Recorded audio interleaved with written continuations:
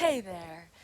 You are meant to feel alive, wildly alive in every moment, every day. How's that for a life? So, that's a quote from the Sophia Code, a quote from an ascended master called Green Tara. She's all about how your innocence is never gone, is never dead. Nothing can take that away from you. And yeah, we can go through a whole process of forgiving ourselves for everything that we've gone through, and to remember that anything that we were doing in this life that now seems like, well, I could have done that better. No, you couldn't. You did what you did with the tools that you had and the wisdom that you had at the time, and you don't need to put yourself down for anything that you are learning, because what else is this life except for learning? And if we can have a joy for learning and understanding that when we make the hard choices and we choose for the things that feel right for us, and we honor everything that is helping us through that process, or even putting that conflict in front of us, then we know that life is always happening kind of for us, right? And it's when you don't actually when you don't take those chances, when you don't allow yourself to be messy, to try out things that, feel very edgy, but feel true to your heart, that's when we get a lot of frustration, and we feel like life's a shit show. and in a way, it is. But we're the ones who are supposed to come here and figure out ways to make it into something that we love. And I think that the cosmic laws are in place in order to let us achieve that. And I know there's a lot of stuff out there about how to manifest and a lot of it can feel so, you must do this, and then you must do that, and then you must do that, and it's like, when am I gonna do that? Like, for F's sake. I got shit to do. I got enough to do it just gets to so much. And so I think that we all do have our unique ways of manifesting change, of finding things in our lives that could be better, but in a way that we aren't over asked. And that's what I use human design for. So, gosh, why am I saying all of this? So there's a lot going on in my life.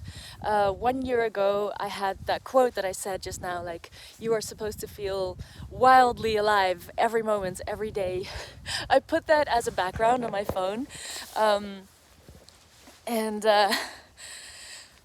I did not believe that. I could feel it in my body, like there was so much resistance. It was like, yeah, but my life feels like shit.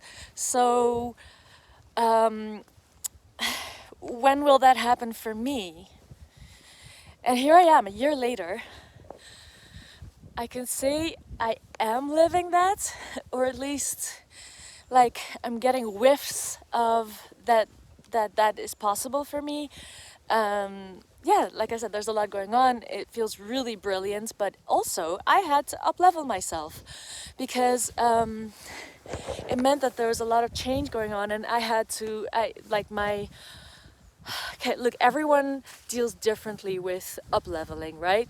When things get to be very different than maybe anyone around you is doing, and oh gosh, now this is so new, and I can feel the resistance in myself. And for me, that was, because I'm a Capricorn, I kind of worry about everything, and I get really serious. And so that's a very Capricorn thing for all the Capricorns out there. It's like, yes, but I see all of these other things that need to be tackled, and I don't mind doing the hard things and pushing, putting my back into it. But you want to know if you're gonna bulldoze anyone or any situation unnecessarily before you start going, because when a Capricorn starts going, it's like, look out, because that train's not gonna stop.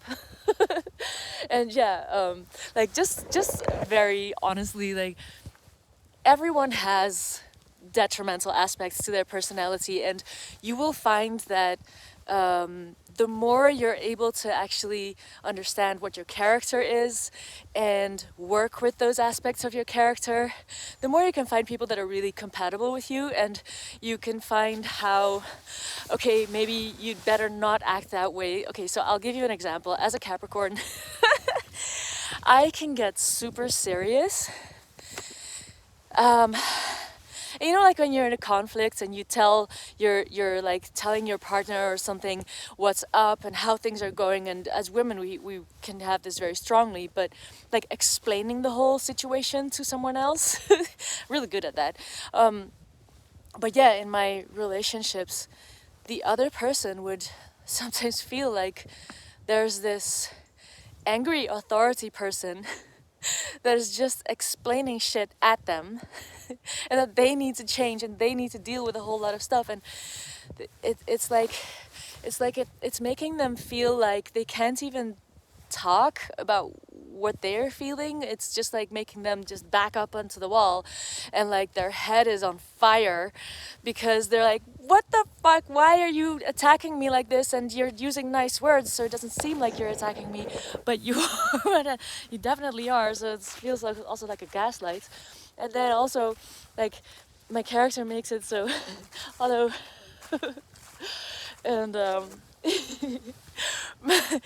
my yeah, that Capricornian nature can feel like I've taken all of the juice out of the whole situation. It's like it's super dry. It's like you're trying to sail in a desert, and there's like me, this Capricornian matron, just going like pumping out the water and be like, no, you gotta be serious now.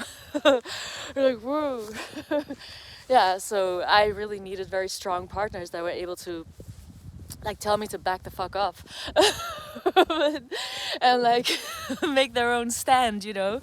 But yeah, I learned from that, and I know like the situation that I'm going through now, I don't know where it's gonna go. I don't know where the ship is going. It's not about me only, but I'm already really grateful because it just feels so juicy.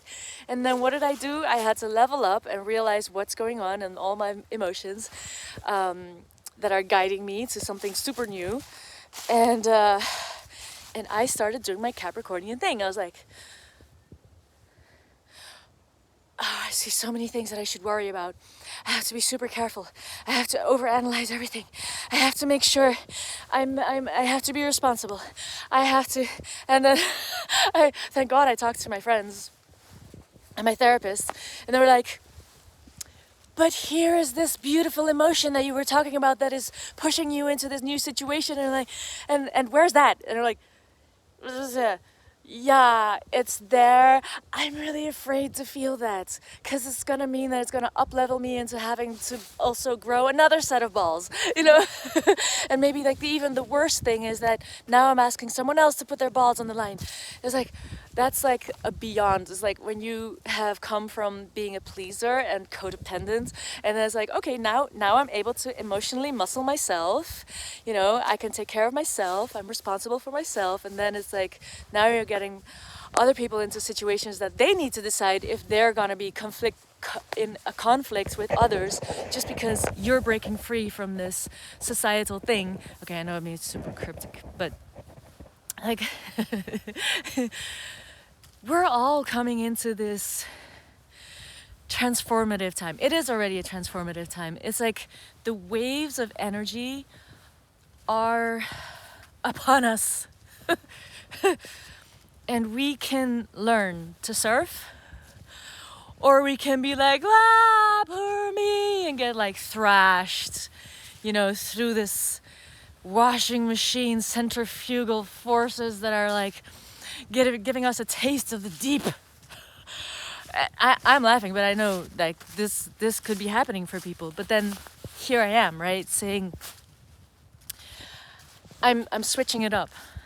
I'm not gonna be the Capricornian going like, oh God, everything's going wrong. And now I must hold the ship for everyone, and I'll be really serious. And if we're gonna grieve all together, and it's gonna be deadly grief. Okay, no one's gonna have fun. Like, no one. Everyone's gonna be like, I don't want that transformation. No, thank you. Where's the other ride? Where's the So, okay, I have a moon in Sagittarius, so I'm, you're just hearing a lot of astrological stuff. And I'll tell you something about everyone who has something in Sagittarius, which is a lot of Capricorns actually, because when the sun is in Capricorn, like Sagittarius is right next door, they're like neighbors. And there are two planets that stay quite close to the sun, and that's Venus and Mercury. Did I say that right? No, I might say that wrong. Yeah. No, I'm right. And they don't get very far from the sun. So when you have your sun in one sign, you'll often have Venus and Mercury either in the same sign or the sign before or after. So, lots of Capricorns have Sagittarius planets as well, and Sagittarians have Capricorn planets. And the Sagittarius, I have to tell you, if you have some planets in Sagittarius, this is really important for you to know, because Sagittarians, they're clumsy. They're that person that will fall over, and then they just need to get up and be like, yep, that's life. Moving on. And, just be their bubbly, like, extravagant selves. And it just brings a whole lot of optimism and joy to people around them, especially people who can handle that. Not everyone can.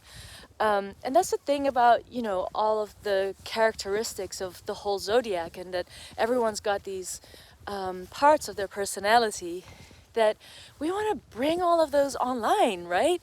Because you will be adding through your characteristics, you will be adding to the colors and the tapestry of life.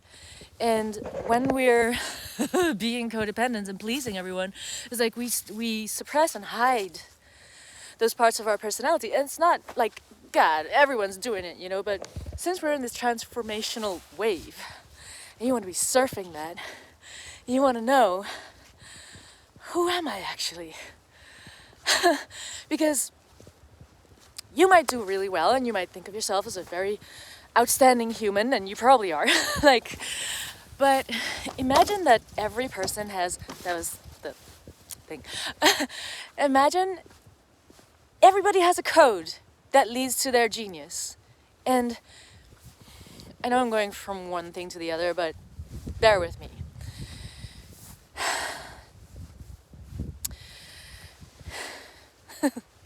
I have had the privilege of being the stepmom, or I have had partners who had children, and it was just such an honor to witness people growing up, and being able to support them, or want to support them. In any case, that's naturally what I'm like. I have Cancer rising, which is very empathetic, and I want to be everyone's mom. Okay, but I think the wonderful thing that we have with children is that we see their innocence, and we see like the promise of who they're going to be, and we see this God energy, this divinity in this little child form. But I think that we really don't understand that. Imagine that being going through the process of life and coming to their genius. And that's something that only an adult can have. Of course a child can be a genius, but it's not the same. It's not the same as someone with a lived experience that has gone through the trials and tribulations, and that is living the fucking process of being a genius, of being themselves, and that's what I'm trying to say. Everybody has a genius code. And the grace of life is that we get to find out what that is, and what that's like, and what our parts in the greater whole is. What it's going to be like when we bring that that no one else can do like we can. And we get to experience what it's like to be part of community, to have people like need us to be there because we're really good at this one thing. And like, yeah, when we please, I hope this is working well. Oh my god, the wind! Ah! Okay, back to the trees, back to the shelter. All right.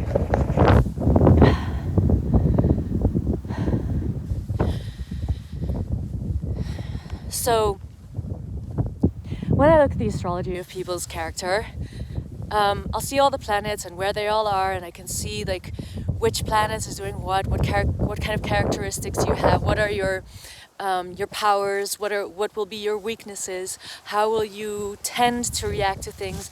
And it's also like when you suppress yourself at one level, it will have like negative effects in another level, like in other things. So like, for example, let me see if I can think of one.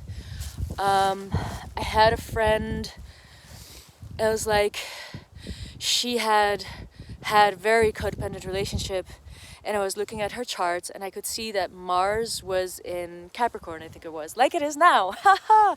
Yeah, we're gonna have an incredible 2026, guys, with Mars in Capricorn. But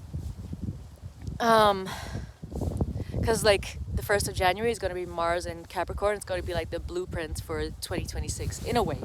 But anyway, my friend had Mars in Capricorn, and I said to her, well, you do actually have the energy to be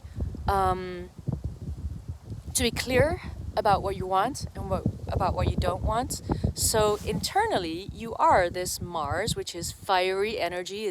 It can butt heads with anything at all. It does not care how big the the opponent is. It'll just go for it. And Capricorn means I am setting up systems. I am understanding what is going on. I am a daddy over here. I have control. I have self-control, and I can do this. I am really good at telling people what I actually need from them. I can be very direct. Okay, so that is Mars in Capricorn. There's many other things that I could say about that, but yeah, I was telling her that you actually have the energy, but the downside of all aspects in Capricorn, like I said, is I'm getting very serious. It is my responsibility to do this right. And like looking at all of the other planets that were going on, I was like, you know, probably one of the reasons why you stop yourself from being direct and from being that Mars, you know, that is able to handle boundaries super well, is that you probably overcomplicate things. And if you can see that it's not going to immediately help the situation, that's when you decide not to say anything. So please don't go to your own charts and say, oh, this is my Mars in Capricorn doing that, because no, it depends on all of the other planets. But that's like an example of how when other planets aren't able to do their thing, then it comes down to this one planet that when someone asks me like, why am I not being able to express my boundaries well, I can see like, oh, you're suppressing your Mars because you think that you need to be more responsible and therefore shut up because, you know, you can't see literally what's going to happen if you speak up. So yeah, Capricorn and Cancer as well can be very conservative like that. They can hold things in. And but then when you calibrate all of the planets and all the energies that you have, and you see like where are my power points, then you're not a generic character anymore. You're not like everyone else. You have to step away from what everyone else is saying that you must be like, because you naturally have powers within your charts, and you can start balancing out your character and seeing, okay, I have problems there, but I can fix them with this because this is where my natural prowess is. This is where I have power, and I can evolve myself. I can grow into that power that I would naturally have. So if you want a chart reading, you can find me, and I like doing that. And what else did I want to say? I'm here. It's sunny. It's my birthday tomorrow. When I post this, it's my birthday will have probably passed. I'll be 44. Oh yeah. Well, yeah, that quote. I didn't think it was possible. I thought it was possible, but I didn't feel like I was there even close. But it turns out that I was already manifesting that not long after that, and it just took a while for it to get to me. So, yeah, one of the other things is that, we think of life as linear, like this happens and then that happens, and if I want that to happen, then I need to start making that happen right here, and then it'll get there. But it's more like when we look at the esoteric laws and how the quantum field works, it's like we're not actually moving through life. We're not moving through time. Life is more like a river that is coming to us and flowing from us, and everything is reshaped in every moment. And so when we decide that, I want to feel wildly alive in every moment, girl, you're gonna get that. I know there are guys watching this too. Girl, you're gonna get that. But understand that the more life you want, the way you want to get there is by being more and more of yourself, because those are the powers that naturally be yours. You don't have to be anyone else. You don't have to try to be anyone else. Isn't that a relief? And yeah, find out what your talents are, and just imagine the satisfaction of living that which you are best at, being able to contribute that, what you are made for. And someone else be like, oh, how did you do that? That is such genius. And you're like, it's just who I am, And you get to enjoy that too. You get to be surprised by who you are. Isn't that cool? All right, so if you want such a reading, then let me know. And I am wishing you gentleness with yourself, and forgiveness for anything that you found that you would want to have differently, do better, or something like that. We are in the change, baby. All the energy, the whole wave of energy is here. It's just you tune yourself. And honestly, I obviously don't know who you are, but I think you're doing well. If you're watching this, it's like you must be curious about something.